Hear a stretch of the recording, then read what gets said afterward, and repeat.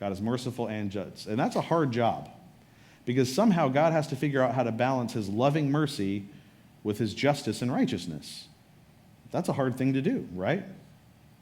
And usually, whatever God ends up doing, we end up just criticizing him for it, right? When God doesn't stop mass murder or slavery or something, we think, well, then God isn't just. He's a monster. But then when God destroys people who burn babies and commit genocide, we think, well, God isn't merciful. He's a monster. We just pick the opposite of what God does, and we just accuse him for it. But in this case, God has been merciful with Judah. He's been merciful this whole time. Think about this. From the beginning of when Moses first got them out of Egypt, there were problems. When they hadn't even left Egypt yet, there were problems. There's always been issues for Israel and then for Judah. And God has been patient with them. But at this point, he now has to bring his justice.